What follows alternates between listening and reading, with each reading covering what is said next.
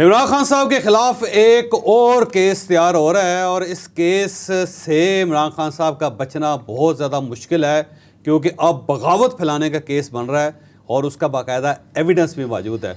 ये एविडेंस क्या है, केस कैसे बन सकता है, ये हम आपको आज के व्लॉग में बताएंगे।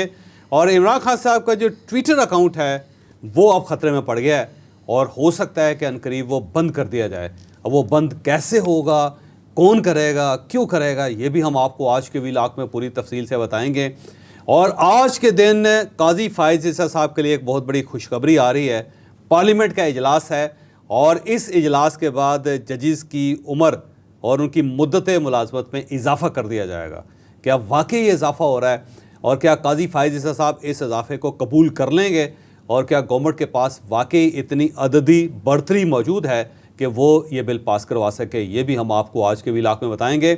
और व्लॉग के आखिर में आपका मसला भी होगा और आपका सवाल भी होगा। लेकिन व्लॉग की तरफ जाने से पहले मेरी आपसे रिक्वेस्ट है कि चैनल को सब्सक्राइब ज़रूर कीजिएगा और ये जो बेल आइकन है इसको ज़रूर प्रेस करें, क्योंकि हमने अगले 20 दिनों में 30,000 नए सब्सक्राइबर्स का इजाफ़ा करना है और इंशाल्लाह मुझे लगता है कि ये मरहला भी हम अबूर कर लेंगे।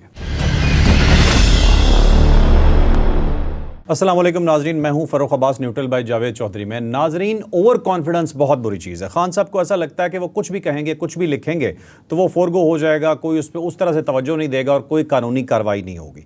सोशल मीडिया अकाउंट, स्पेशली जो ट्विटर अकाउंट है खान साहब का, जो बहुत ज़्यादा फॉलोअर रखता है, वो ख़तरे में आ चुका है। खान साहब के खिलाफ FIA ने तहकीकात शुरू कर दी और इल्ज़ामात बहुत संगीन हैं। यकीन माने इतने संगीन इल्ज़ामात हैं कि हो सकता है बाकी सारे केस खान साहब के पीछे रह जाएं और अकेला यही केस खान साहब के गले पड़ जाए। ये पूरी डिटेल क्या है आपको बताएंगे जावेद चौधरी साहब। अब पहला मसला तो ये है कि इमरान खान साहब इतने एग्रेसिव क्यों हैं और अली अमीन गंडापुर साहब जो हैं उनके अंदर भी इतना एग्रेशन क्यों आ गया और अचानक आया। और उससे पहले तो मामलात बड़े कंट्रोल में थे और ऐसा लगता था कि कहीं ना कहीं इमरान खान साहब को इंगेज किया जा रहा है और इस एंगेजमेंट का पाकिस्तान तहरीक इंसाफ फ़ायदा उठाएगी।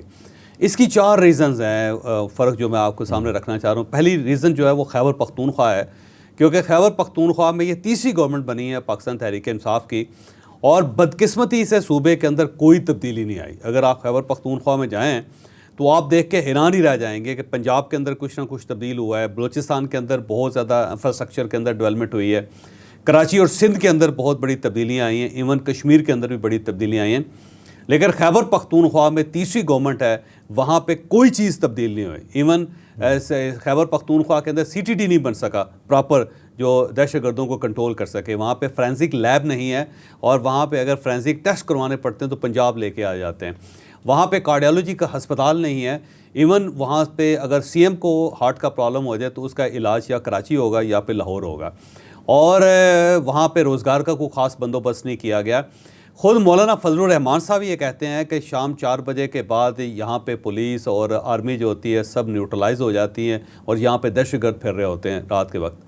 और इसके अलावा जो वहाँ पे आप देख लें कत्ल गारत करी है, वहाँ पे दहशतगर्दी है और वहाँ पे इन्वेस्टमेंट नहीं हो रही। इमरान खान साहब बार बार ये कहते हैं ना कि जब तक बाहर से पैसे नहीं आएंगे, पाकिस्तानी फॉरेन रेमिटेंस ही भेजेंगे, उस वक्त तक पाकिस्तान तब्दील नहीं हो सकता। भाई इशू ये है कि आपका एक पूरा सूबा है और उसके अंदर आपकी गवर्नमेंट है और अगर आपके पास कोई ऐसा प्लान है कि जिससे आप मुल्क को बदल सकते हैं तो पहले सूबे को बदल लेना जी। पहले सारे इन्वेस्टर जो हैं उनको कोशिश करें कि वो खैबर पख्तूनख्वा में आके इन्वेस्ट कर लें, एग्जाम्पल सेट हो जाएगी। फिर उसके बाद वफाक में अंदर भी आ जाएंगे। और ये जो फॉरेन रेमिटेंस भेजने वाले पाकिस्तानी हैं, क्या वो सिर्फ पंजाब के हैं या सिंध के हैं या बलूचिस्तान के हैं? उसके अंदर खैबर पख्तूनख्वा के लोगों का भी एक साइजेबल पोर्शन है। तो आप उनसे कहें कि जी आप खैबर पख्तूनख्वा में जो अपने लायकीन हैं, अपने वालदैन, अपने बुज़ुर्ग हैं या सरकारी हमारा अकाउंट है उसके अंदर पैसे भेज दें, उससे टेस्ट हो जाएगा ना जी। तो खैबर पख्तूनख्वा के अंदर क्योंकि काम कोई नहीं हुआ और उस पर गवर्नमेंट को पता है कि आने वाले दिनों में भी हम कुछ नहीं कर सकेंगे, तो कहीं ऐसा ना हो कि लोग हमारे गले पड़ जाएं। क्योंकि मुझे ख़तरा है वैसे फ़र्क, और ये बात आप नोट करके रख लेना, मुझे ऐसा महसूस होता है कि ये बात हो के रहेगी कि वो वक्त दूर नहीं है कि जिस तरह इन्होंने लाहौर का कोर कमांडर हाउस चलाया था या इन्होंने मुख्तलिफ जो आर्मी की इंस्टॉलेशन है उनके ऊपर हमला किया था, जो वहाँ पे खैबर पख्तूनख्वा के अंदर हालात पैदा हो रहे हैं, कहीं ऐसा ना हो कि लोग इनके घरों के ऊपर हमला कर दें और उसे जलाना शुरू कर दें, क्योंकि जो ये काम खुद करते रहे हैं कहीं इनके खिलाफ शुरू ना हो जाए। और मुझे ऐसे महसूस होता है कि बहुत जल्द ये हो जाएगा, क्योंकि वहाँ पे एक फ्रस्ट्रेशन है और उस फ्रस्ट्रेशन को इमरान खान साहब अपना नैरेटिव दे के उसको दबा लेते हैं और मीडिया के सामने नहीं आता। अगर आप वहाँ पे डेप्थ में जाके देखें तो आप हैरान ही रह जाएंगे कि लोगों के अंदर कितना गुस्सा है और लोग कितने नाराज़ हैं 15 साल की गवर्नमेंट की वजह से। अच्छा, एक तो वहाँ पे उनको अंदाज़ा है कि हम ये कुछ नहीं कर पा रहे। दूसरा ये है कि गंडापुर साहब जो है वो आलमोस्ट नाकाम हो गए हैं वहाँ पे, क्योंकि गंडापुर साहब के ऊपर करप्शन के इल्ज़ाम लग रहे हैं और बहुत संगीन इल्ज़ाम लग रहे हैं। और कहा जाता है कि खैबर पख्तूनख्वा के अंदर अब लोगों ने एडवांस पकड़ना शुरू कर दिया। अब फ़र्ज़ करें कि कोई सौदा हो रहा है और कोई ठेका दिया जा रहा है, तो हमेशा ये होता था कि जब ठेका मुकम्मल हो जाता था और बिल बनाने की बारी आती थी या बिल हासिल करने की, वसूल करने की बारी आती, तो उस वक्त 15% या 20% जो होता है, जिसने ठेका लेके दिया होता है उसके पैसे बनते हैं और उस वक्त तो पैसे चार्ज करता है। लेकिन खैबर पख्तूनख्वा में अब डील ये हो रही है कि आप जी 15% भी छोड़ें, 20% भी छोड़ें, आप हमें एडवांस में 10% दे दें और ठेका ले लें। तो एडवांस में पैसे पकड़े जा रहे हैं वहाँ पे, और ये चीज़ आप सबको पता है वहाँ पे। तो गंडापुर साहब जो हैं वो बजाय इसके कि सूबे पे तवज्जो दें, वो एक नफरत सी क्रिएट करके अपने आप को लीडर बनाने की कोशिश कर रहे हैं, और ये अब ज़्यादा अरसा चलता हुआ मुझे नज़र नहीं आ रहा, क्योंकि लोगों को बहुत सारी चीज़ें नज़र आ रही। और तीसरी जो रीज़न है वो जनरल फैज़ हमीद साहब हैं। जनरल फैज़ हमीद साहब की गिरफ़्तारी ने पूरी पार्टी को हिला के रख दिया है, क्योंकि वो इनके ब्रेन भी थे और इनके हाथ भी थे, और वो ऐसी इंस्टॉलेशंस करके गए थे अपने दौर में कि उनकी बाकियात बहुत गहरी थी और बड़ी तगड़ी थी, और वो उनके ज़रिए बाकायदा पार्टी को और इन सब लोगों को डील कर रहे थे और इनको सपोर्ट कर रहे थे। अब जब उनको गिरफ़्तार कर लिया गया और अब वो हिरासत में हैं और उनका ज़ाहिर है कोर्ट मार्शल हो रहा है, तो इमरान खान साहब और पूरी पार्टी हिल गई है, और इनको महसूस हो रहा है कि अल्टीमेटली जब वो पूरा हो जाएगा कोर्ट मार्शल, तो उसके बाद फिर इन सब की बारी आ जाएगी, क्योंकि एक मुजरिम जो है उसको तो सज़ा हो गई ना, और जो उसके बेनिफिशरी थे जिन्होंने उसे मजबूर किया था कि ये काम करो, तो फिर उसके बाद उनकी बारी आ जाएगी। तो खान साहब को भी अंदाज़ा है, गंडापुर साहब को भी अंदाज़ा है कि फैज़ हमीद साहब के बाद अब हमारी बारी है, तो एक फ्रस्ट्रेशन वो भी है। और फोर्थ जो चीज़ है वो ये है कि आर्मी पिछले 1.5 साल या 2 साल की मुसलसल कोशिश से ये साबित करने में कामयाब हो गई है कि हमारा किसी पॉलिटिकल इंजीनियरिंग के साथ कोई ताल्लुक़ नहीं है। अगर ये गवर्नमेंट है तो है, और अगर आप इसको गिराना चाहते हो तो गिरा लें। और अब गवर्नमेंट को वो सपोर्ट नहीं कर रही, किसी जगह अंधाधुंध होता है ना, जो गवर्नमेंट को बचाया जा रहा है, गवर्नमेंट को बचाने वाली कोई बात नहीं। और बार बार वो DGISPR ये कहते हैं प्रेस कॉन्फ्रेंस में कि जनाब हम न्यूट्रल हैं, हमारा कोई ताल्लुक़ नहीं है, हमने सियासत के अंदर कोई इन्वॉल्वमेंट नहीं रखने, आपने अगर डायलॉग करने हैं तो हमारे साथ ना करें, हमने बिल्कुल नहीं करने, आप सियासतदानों के साथ डायलॉग करें और सियासतदान जाने और आप जाने। तो वो एक मसलसल मैसेज दे दे के उन्होंने इतनी बार कहा है कि लोगों ने अब उसके ऊपर यकीन करना शुरू किया हुआ है कि ये बात दुरुस्त कर रहे हैं, क्योंकि वो तो साइड पे हो गए हैं। जब फ़ौज साइड पे होगी तो अब ये सारे मामला इन्होंने खुद सेटल करने हैं। और अगर फ़ौज बहुत ज़्यादा इन्वॉल्व होती और बहुत ज़्यादा अगर इंजीनियरिंग करती, पॉलिटिकल इंजीनियरिंग, जो इल्ज़ामात हैं, तो खैबर पख्तूनख्वा के अंदर अली अमीन गंडापुर साहब की गवर्नमेंट नहीं बन सकती थी। तो वहाँ पे अगर गवर्नमेंट बनी है तो इसका मतलब ये हुआ कि कहीं ना कहीं कुछ न कुछ चीज़ें हैं जिसको पाकिस्तान तहरीक इंसाफ कबूल नहीं कर रही, कहीं ना कहीं तो गैर जानबदारी है, और उसी का शाखसाना है कि खैबर पख्तूनख्वा के अंदर गवर्नमेंट बन गई हुई है। और उसके बाद पाँचवीं चीज़ ये है कि खान साहब को अंदाज़ा हो रहा है कि मैं इतनी जल्दी बाहर नहीं आ रहा, स्टेट कमिटेड है कि वो 5-10 साल तक मुझे अंदर रखेंगे, और एक के बाद दूसरा जुर्म, दूसरे जुर्म के बाद दूसरी सज़ा, और ये मुझे एंगेज रखेंगे अंदर अदालतों के अंदर और जेल के अंदर।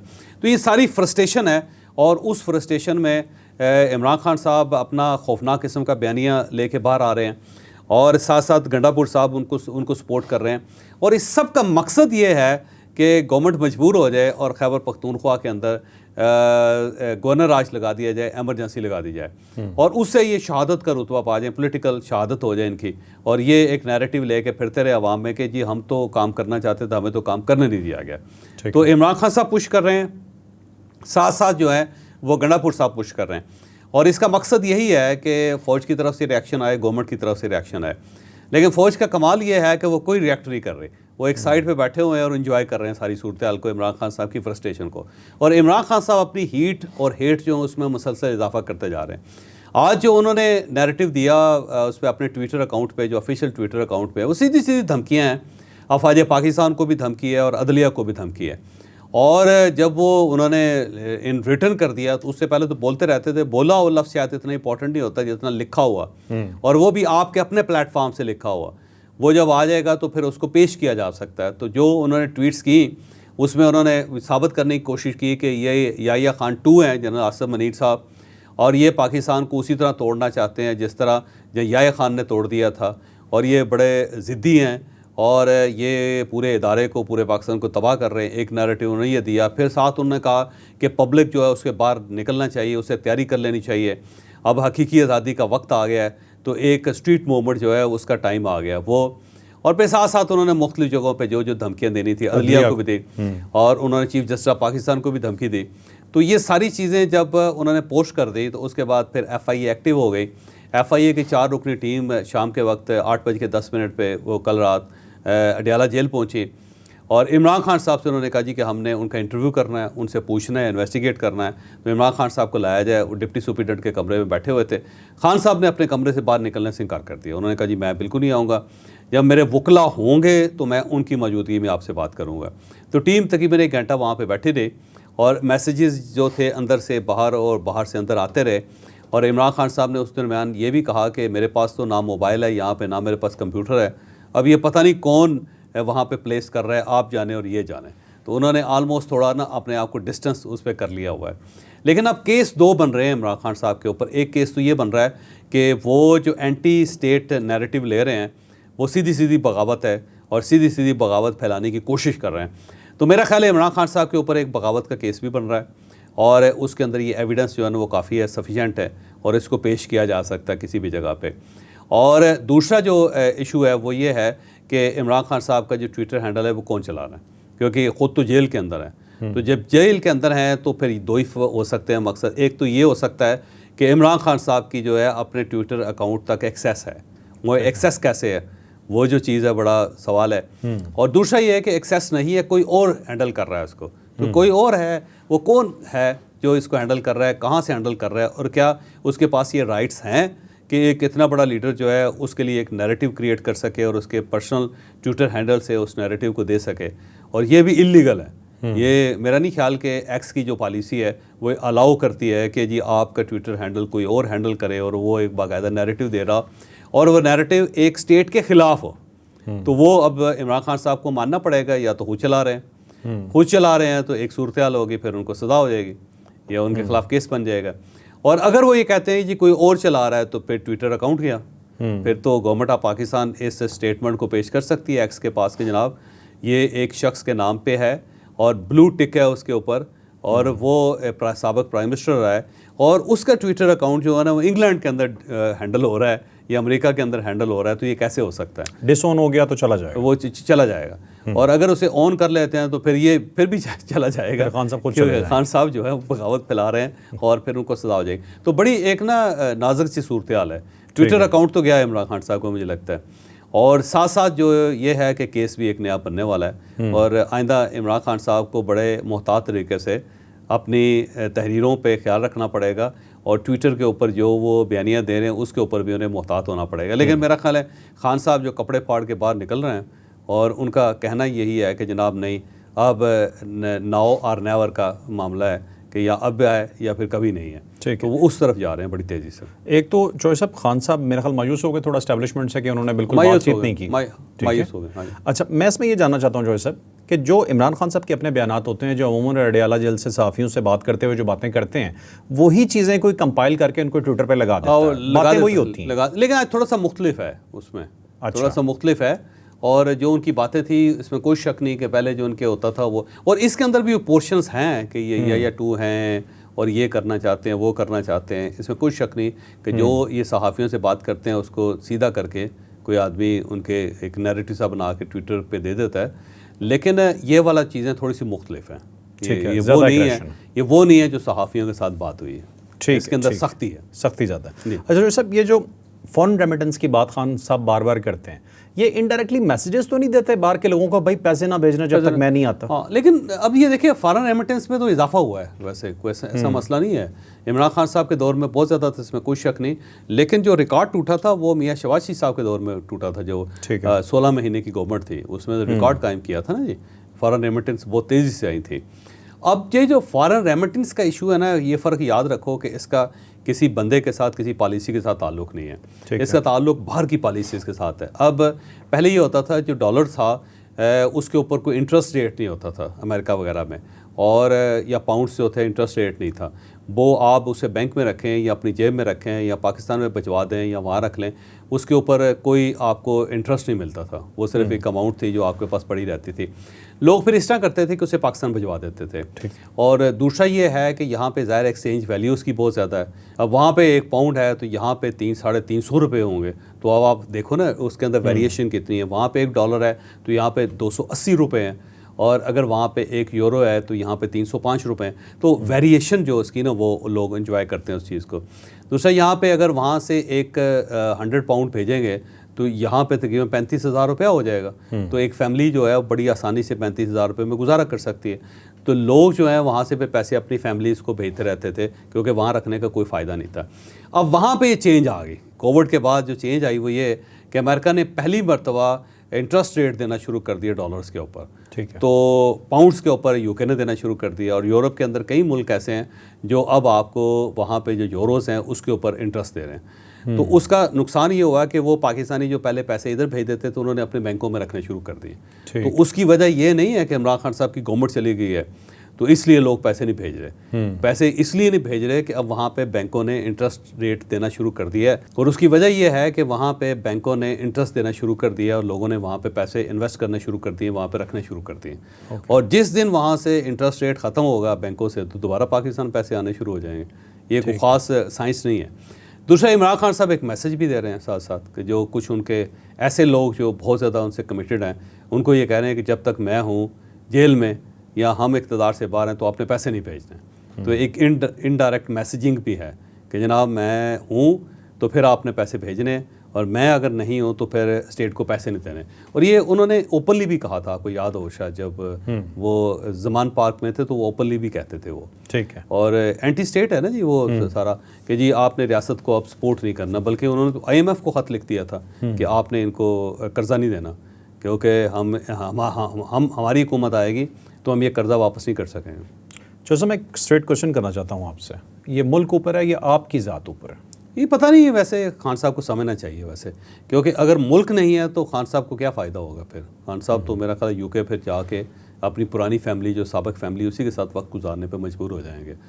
और अगर सियासत करनी है तो मुल्क को कायम रखें, मुल्क कायम रहेगा तो फिर ही आपको फ़ायदा हो जाएगा। अगर दुकान बंद हो गई तो कहाँ से खाएंगे, कहाँ से कमाएंगे? अभी तक की तर्ज सियासत में ऐसा मालूम नहीं। वो मेरा ख्याल है वो समझते हैं कि मैं नहीं हूँ तो कुछ भी नहीं है, बस वो सिर्फ अपनी ज़ात को देख रहे हैं। ठीक, अब चलते हैं जी नेक्स्ट टॉपिक की तरफ। नेक्स्ट टॉपिक जो है हमारा जुडिशरी के हवाले से जी, कि जजेस की जो उम्र है उसे बढ़ाया जा रहा है।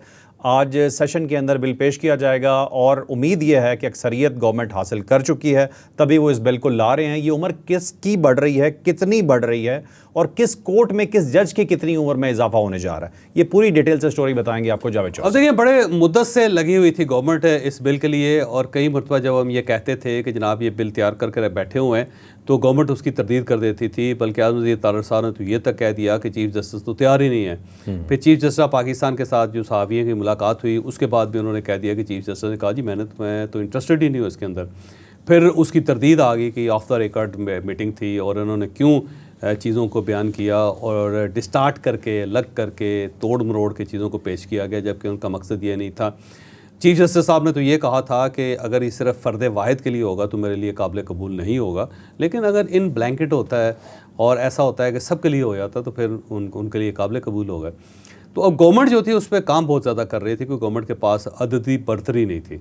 तो अब गवर्नमेंट जो है इस काबिल हो चुकी है कि वो सेनेट से भी वोट ले ले, पास करवा दे इसको, और वो कौमी असम्बली से भी पास करवा दे। तो आज इसलिए बिल पेश हो रहा है। वो इस तरह है कि जो नया बिल आ जाएगा उसके बाद जो हाई कोर्ट्स के जजेस हैं उनकी रिटायरमेंट की एज 65 साल हो जाएगी, और जो चीफ जस्टिस ऑफ पाकिस्तान है, सुप्रीम कोर्ट ऑफ पाकिस्तान के चीफ जस्टिस या जज हज़रात हैं, उन सब की एज लिमिट जो है वो 68 हो जाएगी रिटायरमेंट एज।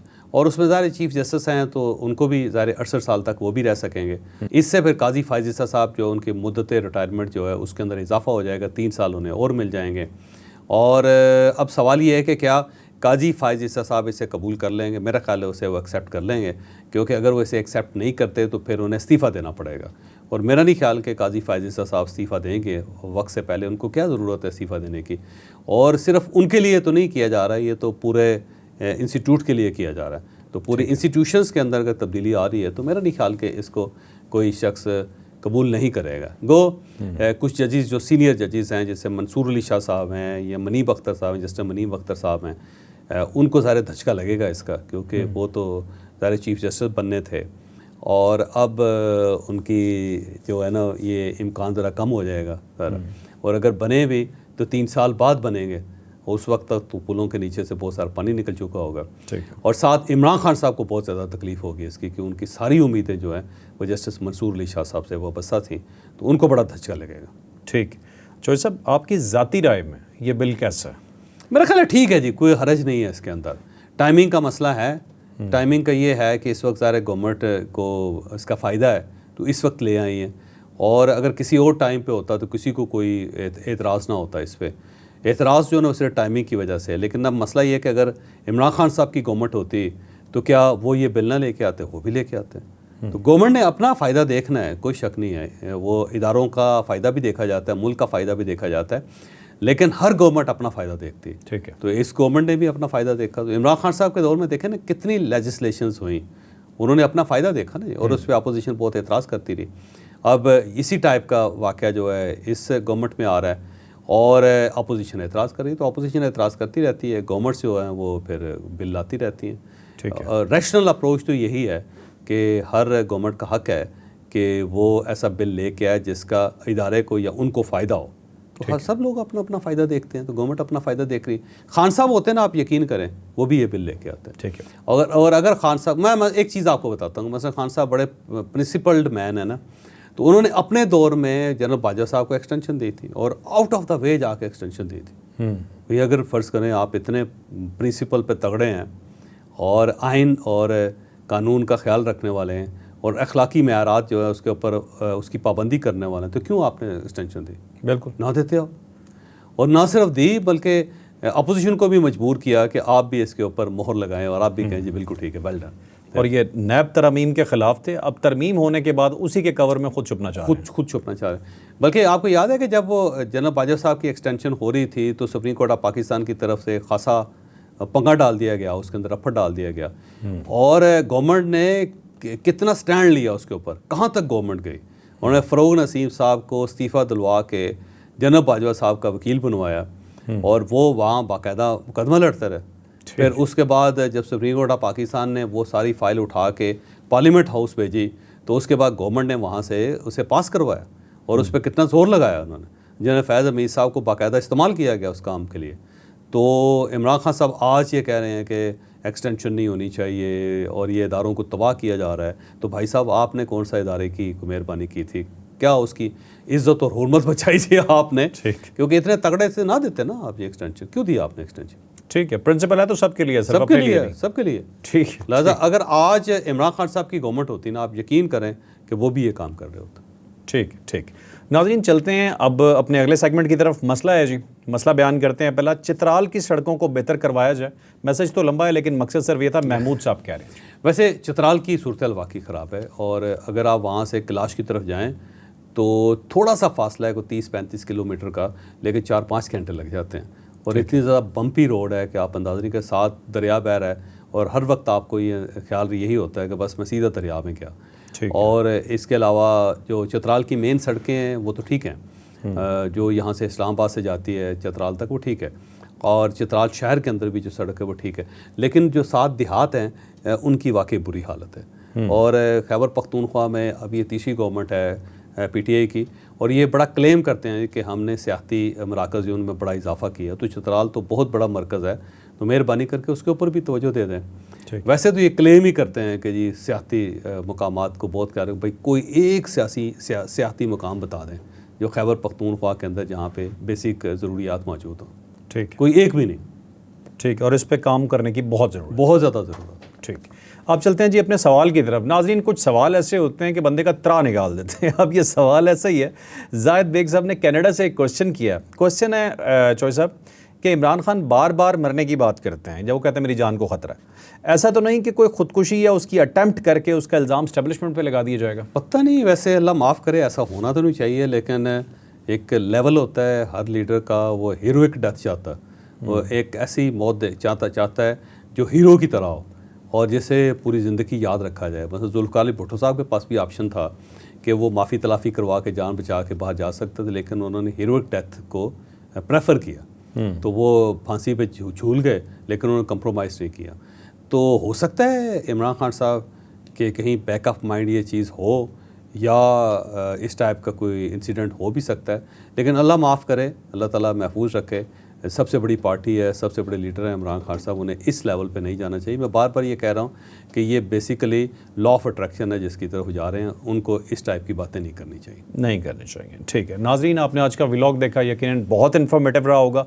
अपने सवालों का और मसाइल का सिलसिला जारी रखिएगा, हम कोशिश करेंगे कि उन्हें उजागर करते रहें। लाइक शेयर सब्सक्राइब कीजिए, इजाज़त दीजिए, अल्लाह हाफ़िज़।